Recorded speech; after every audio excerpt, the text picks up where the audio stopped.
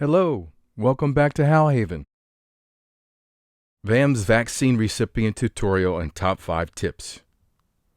VAMS is the Vaccine Administration Management System. Be sure to watch to the end of this video for a bonus tip. Used in combination with the top 5, you can shorten how long it takes to get your vaccine appointment by days, weeks, or even more. Tip number 1. Use the right browser. Browsers that work best with VAMS are the most recent versions of Microsoft Edge, Google Chrome, Mozilla Firefox, and Safari. It also works with mobile browsers on smartphones. Do not use Microsoft Internet Explorer because VAMS is not compatible with it. Tip number 2. Enter your email address in all lowercase letters. Each county, state, or business may have a slightly different approach on how to complete your pre-registration, but no matter how you approach creating a VAMS account, one thing is constant in how VAMS responds to an email address. Email addresses must be in all lowercase. That's because the CDC registration system cannot handle capital letters in email addresses. So I'm going to walk through the recipient portal, but before we get there, I'm actually going to start in my recipient's email. So since Matt just added me as an employee, I received a VAMS registration email telling me my employer has identified me as a critical worker and I've been selected for immunization. Tip number 3, getting the registration email from CDC.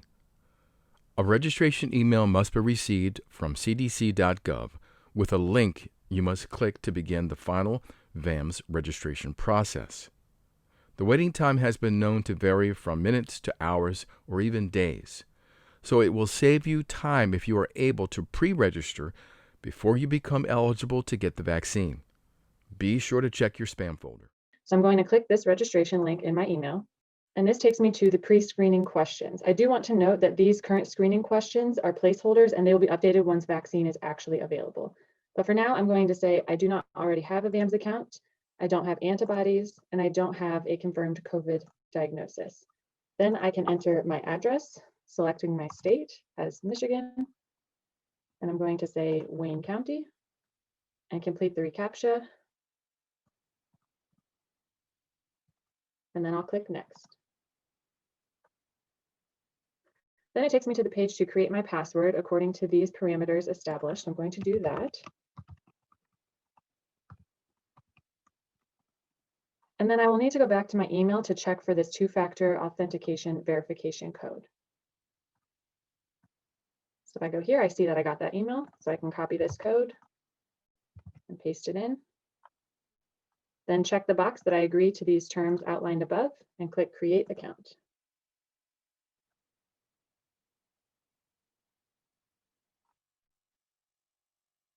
So now my account has been created, but I will need to input my personal, medical, and organization information in order to finish my account registration.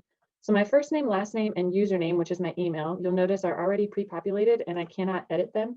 This is because this is how my employer added them into the system. So if you have an issue with any of these, you'll need to please contact your employer. All other fields marked with this red asterisk are required. So I'm going to select female for my gender. I'm going to input a date of birth here. Go with that. And then I'm going to select my ethnicity. For race, you have multiple options here that you can select. Choose the one or ones that apply and click this arrow to move them over to your selected options. If you make a mistake and need to move one back, just select it and move it back. Well, right now it's not letting me because I need one selected, but that will work if you select multiples. So I'm going to put in my address now since that is also required.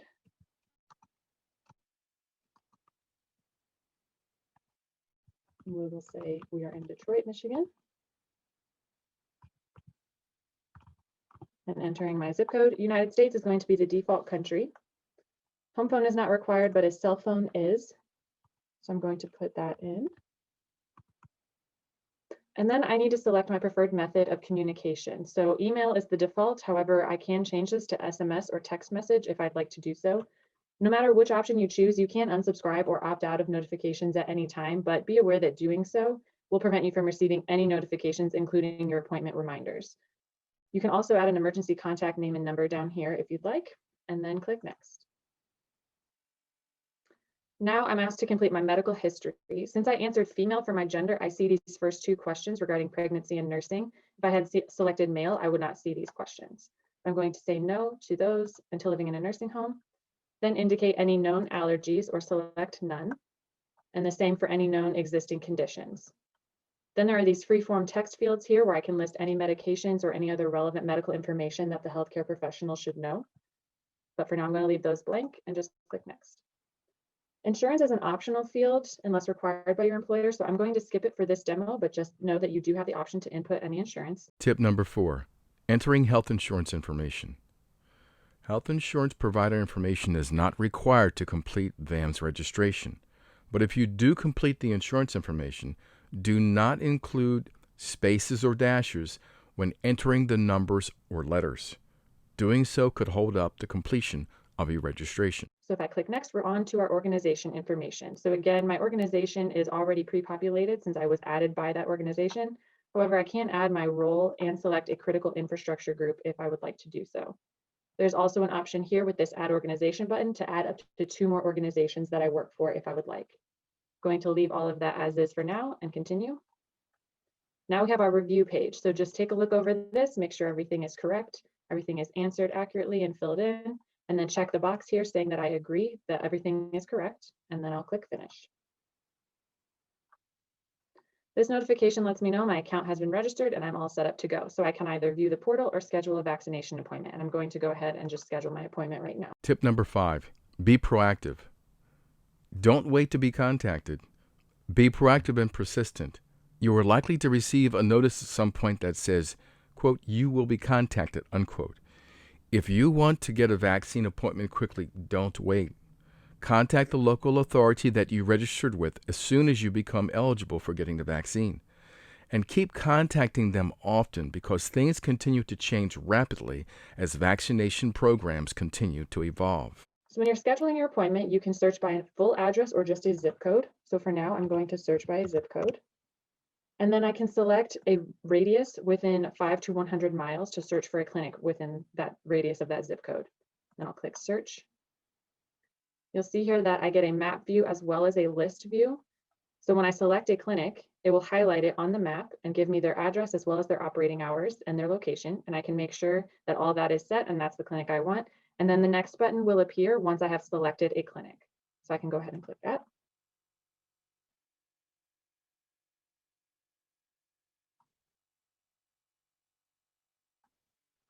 Then I have the option to choose my date and time. So today's date is automatically selected, but I could select another date on this calendar if I wish. That will change the day here, and then I will just choose an open time slot. Anything that's shown is open and available. So I'm going to select a time for later today and click next. Here's just the review page to make sure the location, the date and time, and everything looks correct, and then I can click submit.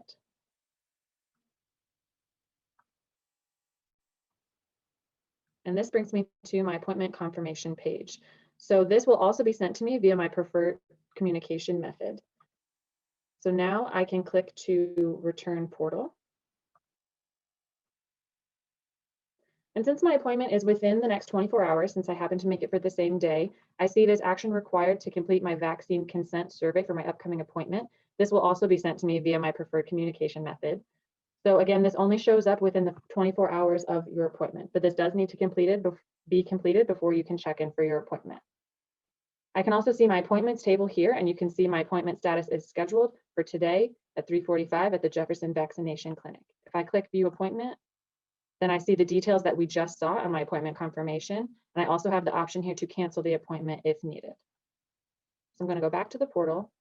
And since my appointment is later today, I'm going to go ahead and complete my consent form. So I'm going to click this link. It's asking if I'm currently sick. I'm going to say no. You'll notice that the known allergies are already selected based on what I chose during registration. However, I can change that if anything has changed, and it will update in my medical history, and the healthcare professionals will see that update. You can see the additional questions here for today's demo. I'm just going to go ahead and say no to all of these questions, but please review them and answer them as needed. If you do say yes to any of these questions, the system will alert the healthcare professional just to review your chart and make sure that you are still eligible to receive the vaccine. If you had any other vaccinations in the past 4 weeks, you can go ahead and list those here as well. Then you'll need to click this box to say that you acknowledge that you've received a copy of this privacy practices, and then click next. Now I see this confirmation that my form has been submitted and I'm all set to get my vaccine. So I'm going to just click finish. And once I do receive my first dose of my vaccine, I will have a notification up here with my vaccination certificate that I can click to download as a PDF. And I will also have an alert up here telling me the next available date for my next dose. So the system will not allow me to schedule that next appointment until it's actually time for my next dose. But I can do all that in this system, and I will also receive those notifications via my preferred contact method. So now I'm going to log out as the recipient. Here's the bonus tip.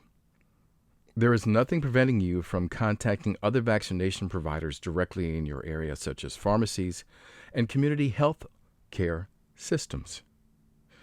Often, community health care organizations have their own online registration vaccination systems. The most commonly one used by hospitals is an appointment system called MyChart. Since these hospital systems and VAMS do not swap information, you may be able to register there simultaneously. If you register with both and monitor each for vaccine availability, one may offer an appointment earlier than the other. You may shorten your waiting time by days, weeks, or even more. Simply cancel the second appointment after you've secured the first one and have the vaccine for the first dose in your arm. If you found this video helpful, please hit the like button below and also subscribe to the channel.